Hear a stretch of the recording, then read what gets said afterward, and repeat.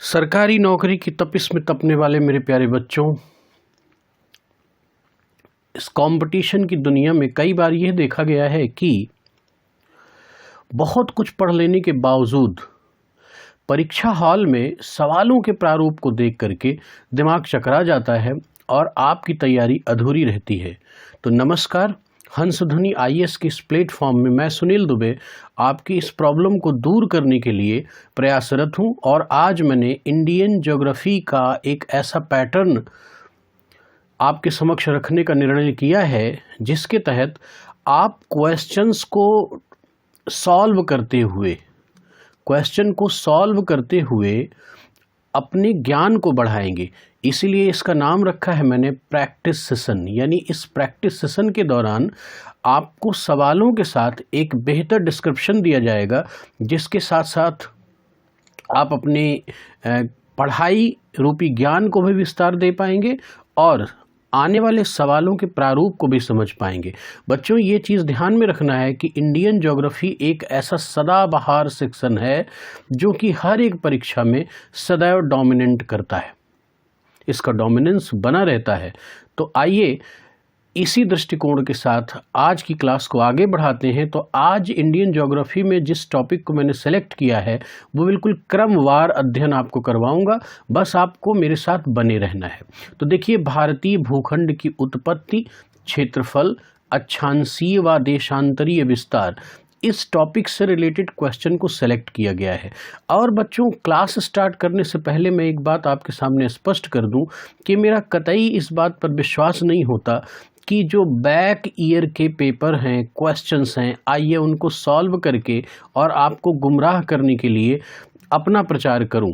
बच्चों देखिए, मेरा ये केवल यूट्यूब चैनल है और मेरा अभी तक कोई भी किसी भी प्रकार का ऐप नहीं बना है कि जिसके प्रचार के लिए आपको टेम्पटेट करने के लिए मैं अपने वीडियोस डालूं, बल्कि मेरा केवल एक ही उद्देश्य है कि इस प्लेटफॉर्म के माध्यम से अपने जीएस और लैंग्वेज के संपूर्ण ज्ञान को आप तक पहुंचाऊं। हाँ, उसमें एक छोटी सी आशा अवश्य है कि आप इसे सब्सक्राइब करें और नोटिफिकेशन ऑन करें, शेयर करें, लाइक करें, जो कुछ भी कर सके मेरा सहयोग वो अवश्य करें। और ये पूरी क्लासेस निःशुल्क हैं और सदैव निःशुल्क ही रहेंगी। तो इसी दृष्टिकोण से मैंने इस सीरीज़ का प्रारंभ किया है। तो आप सभी लोग सहयोग करेंगे, इस आशा के साथ इस क्लास को आगे बढ़ाते हैं और देखते हैं कि आज का पहला सवाल क्या है। तो प्यारे बच्चों, जैसा कि मैंने आपको बताया कि क्वेश्चन को करते हुए इंडियन ज्योग्राफी का क्रमबद्ध अध्ययन करवाऊंगा, बशर्ते कि आपको पूरी तन्मयता से मेरे साथ बने रहना है। आपको करना क्या है, कॉपी उठाइए प्लस इसके साथ पेन उठाइए और नोट करना शुरू कर दीजिएगा, जो कुछ भी आपको अच्छा लगे। अगर नोट नहीं कर सकते हैं तो 2-3 बार इस वीडियो को रिविंड करके देख लीजिए, आपकी सारी प्रॉब्लम सॉल्व हो जाएगी। देखिए, चूंकि मेरा एक सिद्धांत है कि जो मैं पढ़ाता हूँ या पढ़ता हूँ वो क्रमबद्ध तरीके से, तो आपको क्रमिक रूप से मेरे साथ बने रहना होगा। यही बस आपसे केवल मात्र एक्सपेक्टेशन है और आई थिंक कि आप, मेरा विश्वास भी है कि आप इस पर खरे उतरेंगे। तो आइए देखते हैं पहला सवाल क्या है। भारतीय प्रायद्वीपीय भाग निम्नलिखित में से किसका भूभाग था? तो पहले समझ लें बच्चों कि अगर मैं एक भारत का एक रफली आपके सामने डायग्राम तैयार कर दूं तो आप समझ लें कि मामला क्या है। सवाल के रखने के पीछे जो लॉजिक है, वो मुख्य लॉजिक क्या है, इस चीज़ को आप बेहतर ढंग से समझ पाएंगे। ठीक है, ये अपना काम करता रहेगा, ड्रॉ करता रहेगा। तो देखिए, ये जो संपूर्ण हिस्सा देख रहे हैं आप भारत का, ये भारत का जो संपूर्ण हिस्सा देख रहे हैं, कोई ना कोई लगता है प्रोग्राम में प्रॉब्लम आ रही है। तो चलिए हम लोग, नहीं ठीक है, हमारी प्रॉब्लम सॉल्व हो गई। तो ये हिस्सा जो आप देख रहे हैं, ये भारतीय प्रायद्वीप का हिस्सा है, इसके नीचे का हिस्सा। तो इसी से संबंधित ये सवाल है। तो पहले समझ लें कि मैंने आपसे वादा किया है कि सवालों को मैं बाकायदे डिस्क्राइब करूंगा। दरअसल सारा मामला क्या है कि वेगनर महोदय ने ये चीज़ स्पष्ट किया था कि पृथ्वी पर, जैसे कि ये, इसको मैं एक पृथ्वी मान लेता हूँ, पृथ्वी के भूमध्य रेखा के दक्षिणी गोलार्ध पर एक विशाल संयुक्त भूखंड था जिसे हमने क्या नाम दिया, पैंजिया, जिसे क्या नाम दिया, पैंजिया।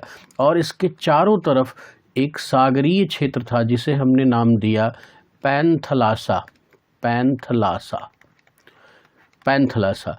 और यहाँ पर एक छिछली भूसन्नति है जिसका नाम हमने दिया था टेथिस।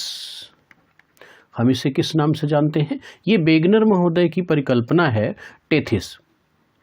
फिर आगे चल के ये पैंजिया कई भागों में टूट गया। इसका निचला हिस्सा गोंडवाना लैंड कहलाया और इसका ऊपरी हिस्सा अंगारा लैंड कहलाया। अच्छा, यहीं पर एक छोटे से हिस्से पर भारत का भूखंड था, ये टूटा और टूट करके ऊपर की ओर आगे बढ़ा। टेथिस की भूसन्नति पर जमा हुए अवसादों पर वलन करता हुआ आगे बढ़ा, जिससे हिमालय तंत्र का निर्माण हुआ। तो ये हिमालय तंत्र का निर्माण हुआ। जब हम हिमालय तंत्र पर आएंगे तो इसकी मैं बृहद चर्चा करूंगा। यहाँ पर हिमालय बना। तो कुल मिला के देखा जाए तो सवाल है कि ये जो प्रायद्वीपीय भाग है यदि अति प्राचीन है तो ये निम्नलिखित में से किसका हिस्सा है। तो आप सही जवाब देंगे। आपके सामने ये पूरा डिस्क्रिप्शन भी आ गया कि ये होगा अंगारा लैंड का, कि गोंडवाना लैंड का, कि पैंथलासा का, या इनमें से कोई नहीं। तो अब आप समझ लें कि अंगारा लैंड इसका उत्तरी छोर है, पैंथलासा इसके चतुर्दिक विस्तृत समुद्री क्षेत्र का नाम है, जलीय क्षेत्र का, सुपर ओशियन का नाम है। तो इसलिए ये नहीं हो सकता, ये नहीं हो सकता। तो इसका मतलब इसका सही जवाब है गोंडवाना लैंड, यानी भारत का जो इंडियन पेनिनसुला है it was the part of the Gondwana land. तो इसका सही जवाब होगा बी।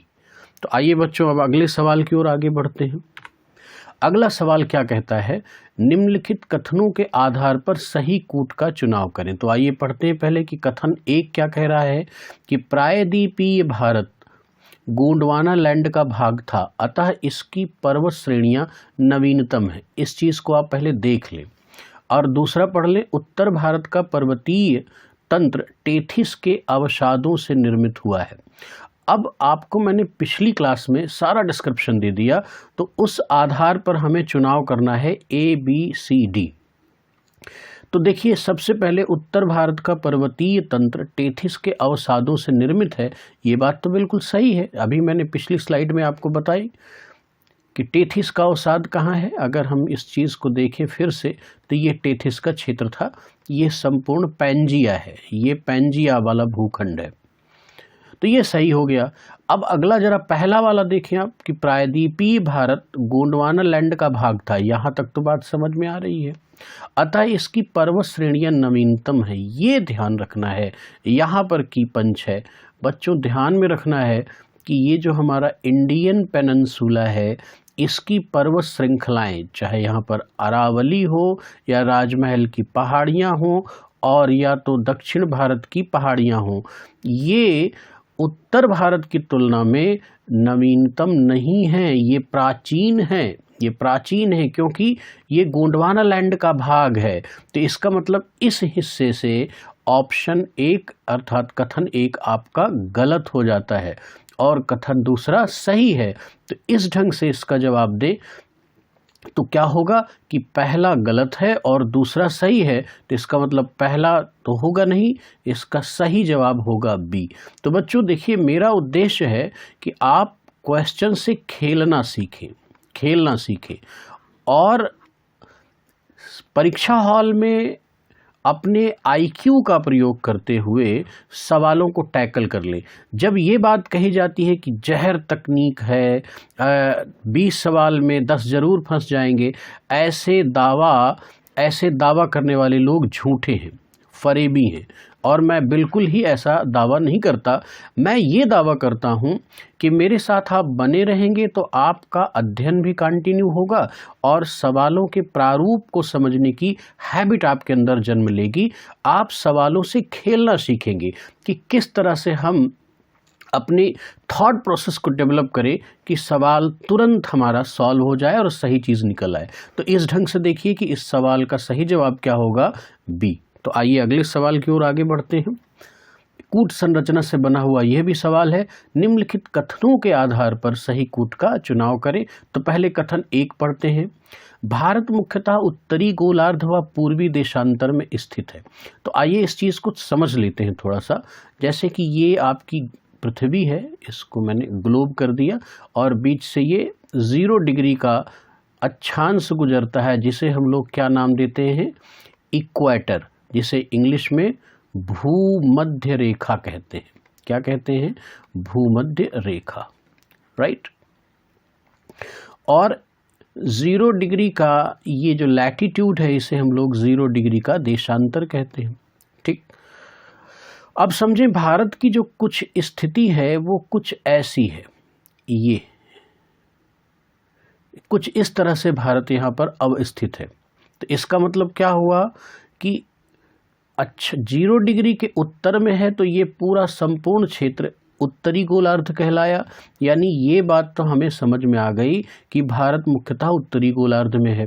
अच्छा देखिए, 0 डिग्री के इधर का संपूर्ण क्षेत्र ये क्या कहलाता है? पूर्वी देशांतर। क्या कहलाता है? पूर्वी देशांतर। और इधर का संपूर्ण क्षेत्र क्या कहलाएगा? ये जो अर्धगोलार्ध बन रहा है, ये संपूर्ण क्षेत्र क्या कहलाएगा? पश्चिमी। तो अब आप बताएं कि भारत की स्थिति क्या हुई? भारत की स्थिति क्या हुई? आप खुद देख के इसका जवाब दीजिए कि उत्तरी गोलार्ध और पूर्वी देशांतर में स्थित है। ये कथन हमारा बिल्कुल सही है। अच्छा, अब देख लें दूसरा कथन क्या है कि भारत का विस्तार विषुवत रेखीय क्षेत्र पर है, क्योंकि कर्क रेखा यहाँ से गुजरती है। तो देखिए, भारत का जब आप मैप देखेंगे, एक रॉ डायग्राम आप देखेंगे, तो ये बात सच है कि भारत के 8 राज्यों से, कुल 8 राज्यों से कर्क रेखा गुजरती है। लेकिन इसका संबंध, ये कर्क रेखा तो गुजरती है, किंतु क्या भारत विषुवत रेखीय क्षेत्र पर स्थित है? यानी ये जो विषुवत रेखा है, ये भारत के किसी भूभाग से गुजरती है? ऐसा नहीं है। इसका मतलब कि ये ऑप्शन हमारा गलत हो गया। तो इसके आधार पर देखें कि पहला सही है और दूसरा गलत है। इसका मतलब इस सवाल का सही जवाब क्या होगा? ए। तो आई थिंक कि आपका कॉन्सेप्ट भी क्लियर हो रहा होगा, क्वेश्चंस के प्रारूप पर भी जा रहे होंगे। तो ध्यान रखना है बच्चों, आप पीसीएस की तैयारी कर रहे हैं, आप यूपीएससी की तैयारी कर रहे हैं, आप एसएससी जीडी की तैयारी कर रहे हैं और भविष्य में आने वाले यूपी आरओ एआरओ को फोकस कर रहे हैं, या सीडीएस एसएससी सहित किसी भी परीक्षा की तैयारी कर रहे हैं, तो ज्योग्राफी के इस संरचना से आप गुजरेंगे तो निश्चित रूप से आपको फ़ायदा होगा। ये मेरा वादा है आपसे। तो अगले सवाल की ओर आगे बढ़ते हैं। क्वेश्चन नंबर 4 क्या कह रहा है कि भारत का कुल क्षेत्रफल कितना है? देखिए, ये बिल्कुल ही फैक्ट पर आधारित है, ये एकदम फैक्चुअल क्वेश्चन है, फैक्चुअल क्वेश्चन। लेकिन क्वेश्चन बनाने में एक तकनीक का प्रयोग किया गया है, तो थोड़ा सा सावधानी से आप पढ़ेंगे। देखिए, सामान्यतः आप समझ लें कि 3287 263 यही ये वैल्यू है, वर्ग किलोमीटर भारत का क्षेत्रफल है। यानी 32,87,263 वर्ग किलोमीटर ये भारत का क्षेत्रफल है। तो इस आधार पर जरा सा क्वेश्चन को लगाएं, तो 32,87,263 ये वैल्यू तो यहाँ पर है, लेकिन यहाँ क्या है? यहाँ पर देखिए किलोमीटर है। किलोमीटर क्या क्षेत्रफल, यानी जो एरिया है वो किलोमीटर में आता है या किलोमीटर स्क्वायर में आता है? ये तकनीक यहाँ पर अपनाई गई है।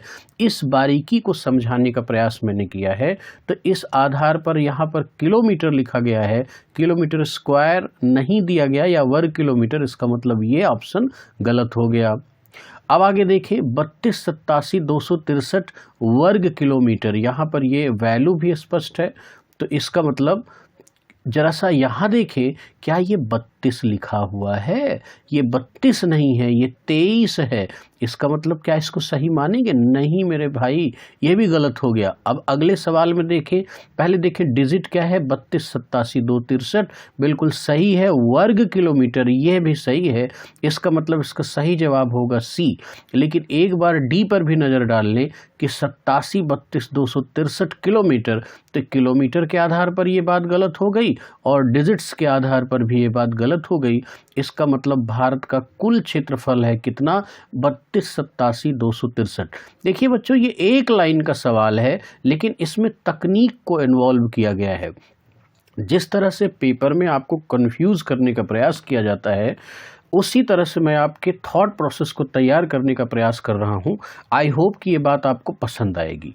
तो इसका सीधा सा जवाब है 3287,263 वर्ग किलोमीटर। तो कई बार बच्चों अगर किलोमीटर स्क्वायर लिखा है तब भी बात सही है, कोई प्रॉब्लम नहीं। इस ऑप्शन को आपको ध्यान में रखना है। तो आइए अगले सवाल की ओर आगे बढ़ते हैं। अगला सवाल भी कूट संरचना पर है। तो देखते हैं क्या है। क्षेत्रफल की दृष्टि से भारत विश्व का 7वां बड़ा देश है। तो ये बात तो सही है। चलिए आगे देखते हैं। भारत विश्व का लगभग 5% भूभाग घेरे हुए है। यहाँ पर आपको थोड़ा सा सावधान रहना पड़ेगा। देखिए बच्चों, भारत का जो कुल क्षेत्रफल है वो 3287,263 है, लेकिन वैश्विक आधार पर अगर हम देखें तो कुल 2.4% भूभाग भारत के पास है। विश्व का 2.4% भूभाग भारत के पास है।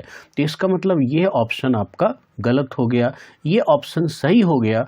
इस आधार पर इसका जो सही जवाब होगा, पहला सही और दूसरा गलत। तो इसका सही जवाब होगा ए।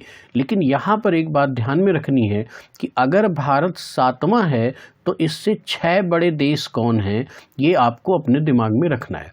तो बच्चों, सबसे पहला जो बड़ा देश है वो है रसिया, जिसे हम कहते हैं रूस। दूसरे नंबर पर कौन आता है, कनाडा, जिसे हम लोग हिंदी में कनाडा बोलते हैं। और तीसरे नंबर में देखें तो कनाडा के ठीक नीचे इसका पड़ोसी है यूएसए। तो तीसरे नंबर पर यूएसए आ जाएगा। चौथे नंबर पर देखें तो भारत का पड़ोसी कौन आ जाएगा, चीन आ जाएगा। और अगर हम 5वें नंबर पर देखें तो दक्षिण अमेरिकी महाद्वीप का एक देश है जिसे हम कहते हैं ब्राज़ील, ब्राज़ील आ जाएगा। और 6वें नंबर पर कौन आ जाएगा, ऑस्ट्रेलिया। कौन आ जाएगा, ऑस्ट्रेलिया, जो कि एक महाद्वीप होने के साथ साथ एक देश भी है। और 7वें नंबर पर कौन आ जाएगा, भारत। तो अब जरा सा 2 कदम और आगे बढ़ जाते हैं। तो हम क्या करते हैं, टॉप 10 कंट्रीज़ को लिख लेते हैं। 7 तो हमने देख लिया है क्षेत्रफल के आधार पर बड़े देश, लेकिन 8वां, 9वां और 10वां भी एक बार देख लेते हैं। तो कहीं ना कहीं ये सवाल आए या नहीं आए तो आप अपने ज्ञान को थोड़ा सा ग्रो करें। 8वां नंबर ब्राज़ील का ही पड़ोसी है अर्जेंटीना, अर्जेंटीना। और बच्चे 9वें नंबर पर जो देश है वो है कज़ाकिस्तान। कौन सा देश है, कज़ाकिस्तान। और 10वें नंबर पर जो देश है वो है अल्जीरिया, अल्जीरिया। और ये एक अफ्रीकन देश है। तो इस तरह से ये लिस्ट टॉप 10 कंट्रीज़ की बना लेंगे तो आपके ज्ञान में और विस्तार हो जाएगा। इस सवाल को किस तरह से बनाया गया, इस आधार पर आपने देखा कि इसका सही जवाब जो होगा वो क्या होगा, ए। तो आइए चलते हैं अगले सवाल की ओर, देखते हैं क्या है। अगला सवाल कहता है कि कन्याकुमारी से कश्मीर की ओर आगे बढ़ते रहने पर भारत का अंतिम छोर कौन सा होगा। तो ध्यान रखना है हमारा सवाल क्या कह रहा है, इसकी संरचना को थोड़ा सा समझ लें, फिर बात बन जाएगी। बात बहुत आसानी से आपको समझ में आ जाएगी। देखिए, हम कहाँ से कहाँ बढ़ेंगे, हम कैसे बढ़ेंगे, इस चीज़ को देखिए ज़रा। हम कैसे बढ़ेंगे, हमारी ग्रोथ किस तरह से होने वाली है। सवाल क्या कह रहा है कि हम कैसे बढ़ेंगे, कन्याकुमारी से, यानी मुख्य भूमि का ये जो दक्षिणी छोर है यहाँ से लेकर के हम किधर की ओर बढ़ेंगे, कश्मीर की ओर बढ़ेंगे। किधर बढ़ेंगे भाई, कश्मीर की ओर बढ़ेंगे।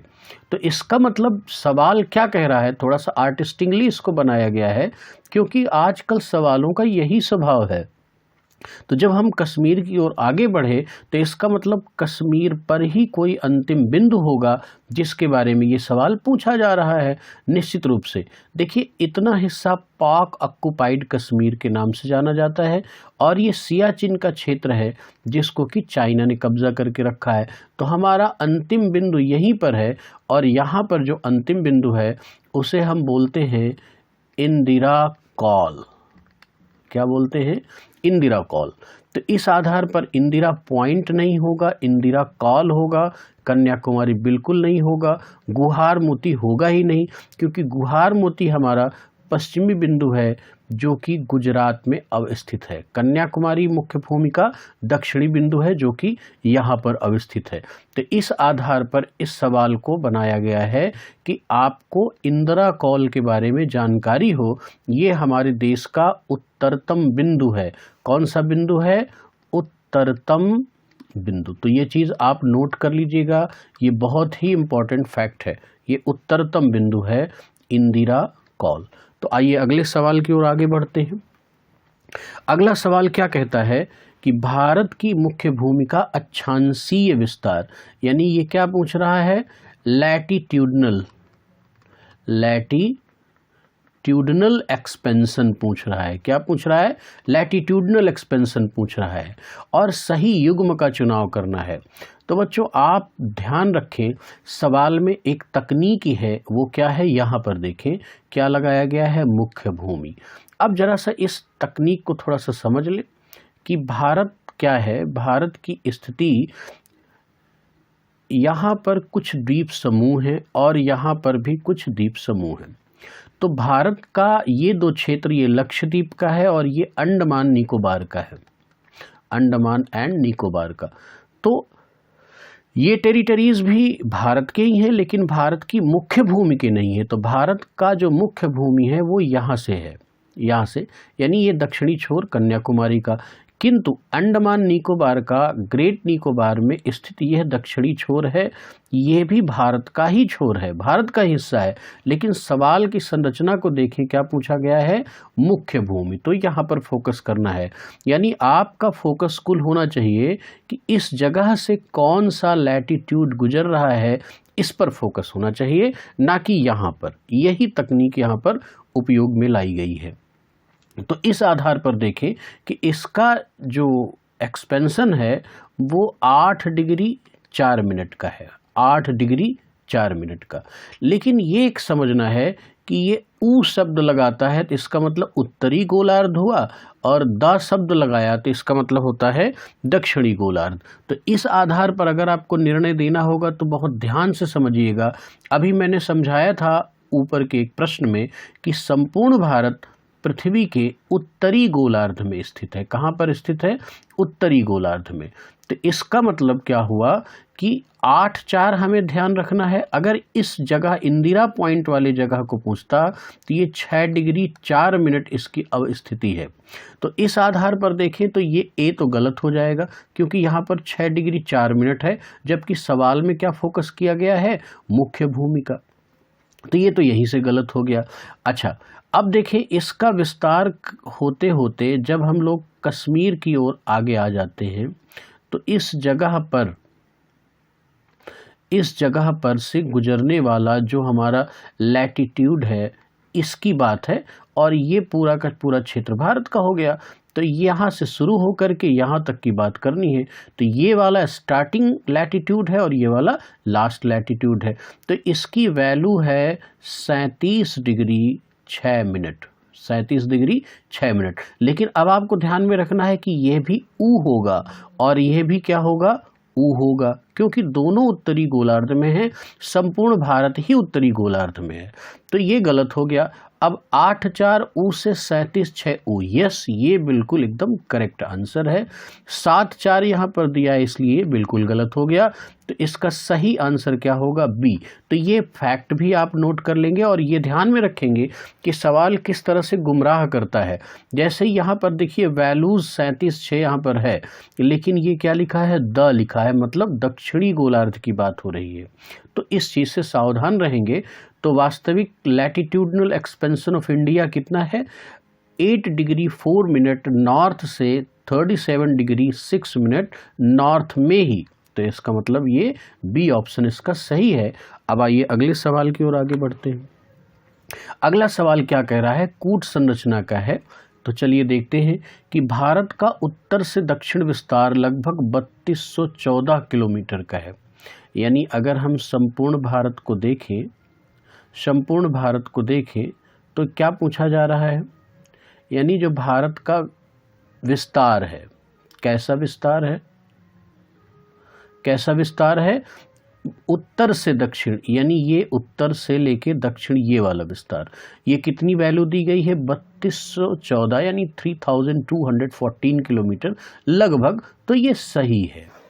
भारत का पूर्व से पश्चिम में विस्तार लगभग 2933 2933 किलोमीटर की बात है, यानी ये वाले एक्सपेंशन की बात हो रही है, तो ये भी बिल्कुल सही है। अर्थात ये एकदम फैक्चुअल सवाल है, इसको नोट कर लीजिएगा। तो ये दोनों सही हैं, अर्थात इसका सही जवाब क्या होगा, सी होगा। तो आइए अगले सवाल की ओर आगे बढ़ते हैं। ये भी कूट संरचना पर आधारित सवाल है। भारत का पश्चिमी छोर मिजोरम में स्थित है, जबकि गुजरात में पूर्वी छोर है। तो ये चीज़ आपको ध्यान में रखनी है। अभी मैंने आपको बताया था, इस चीज़ को थोड़ा सा देख लें और समझ लें चीज़ों को, तो बेहतर होगा। ये क्षेत्र है अरुणाचल प्रदेश का। कौन सा है ये, अरुणाचल प्रदेश का क्षेत्र है ये। तो आइए मैं एक रफ डायग्राम बना के आपको समझाता हूँ। ये है त्रिपुरा और ये है मिजोरम। तो मिजोरम तो यहाँ है, मिजोरम तो यहाँ है, जबकि हमारा पश्चिमी छोर कहाँ होना चाहिए, इस जगह पर होना चाहिए, यानी अरुणाचल प्रदेश में। तो इस ढंग से देखा जाए तो पश्चिमी छोर ये तो पूर्व की दिशा है, ये कौन सी दिशा है, पूर्व की दिशा है। तो पश्चिमी छोर कहाँ चला जाएगा, गुजरात के क्षेत्र में। तो ये तो इस आधार पर देखा जाए तो ये बिल्कुल गलत है, ये तो बिल्कुल गलत है। तो इसके बाद भारत का पश्चिमी छोर मिजोरम में स्थित है, जबकि गुजरात में पूर्वी छोर है। तो ये तो बिल्कुल दोनों आधार पर गलत है। अच्छा, भारत का पूर्वी बिंदु गुहार मोती है, जबकि पश्चिमी बिंदु किबिथु है। अब इस चीज़ को जरा समझ ले, पूर्वी बिंदु कौन सा हुआ, पूर्वी बिंदु हुआ गुहार मोती, लेकिन वो गुहार मोती दरअसल है कहाँ, ये गुजरात में है। तो ये क्या होता है, ये तो पश्चिम का क्षेत्र होता है। क्या होता है, पश्चिम का क्षेत्र होता है। और ये क्या है, ये पूर्वी क्षेत्र है, जबकि पश्चिमी बिंदु किबिथु में है। ये भी गलत हो गया। क्यों, क्योंकि पूर्वी बिंदु ये किबिथु है, ये बात सच है कि किबिथु है, लेकिन ये पूर्वी बिंदु है। गुहार मोती भी सही है, लेकिन ये कौन सा बिंदु है, ये पश्चिमी अंतिम बिंदु है। तो इस आधार पर यह भी ऑप्शन हमारा क्या हुआ, गलत हो गया। तो इसका मतलब इसका सही जवाब क्या होगा, डी। तो अब बच्चों ध्यान रखना है, यहाँ पर मैं एक कंटेंट आपको दे देता हूँ कि जो उत्तरी बिंदु है, उत्तरी भारत का उत्तरी बिंदु है, वो कौन सा है, इंदिरा कौल। इसको नोट कर ले, इंदिरा कौल जो कहाँ स्थित है, यहाँ कश्मीर में। और अगर हम दक्षिणी बिंदु की बात करें, दक्षिणी बिंदु की, तो वो कहाँ पर है, मुख्य भूमि का दक्षिणी बिंदु कहाँ है, कन्याकुमारी।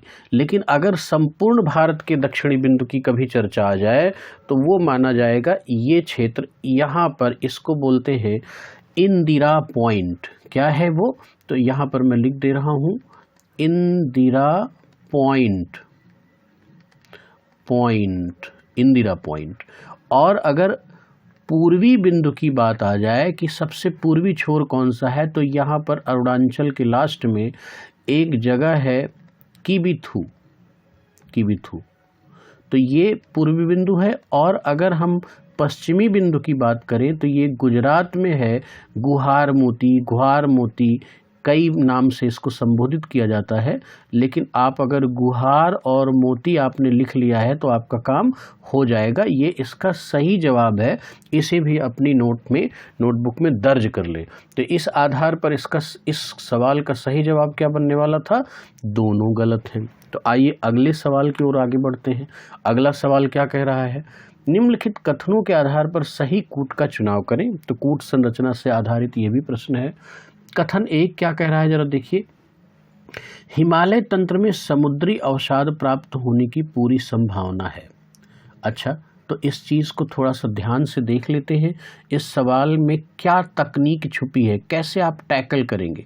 देखिए, प्रायद्वीपीय भारत टेथिस के अवसादों से टकरा करके उसमें वलन होने के बाद क्या निर्मित होता है, हिमालय तंत्र निर्मित होता है। क्या निर्मित होता है, हिमालय तंत्र।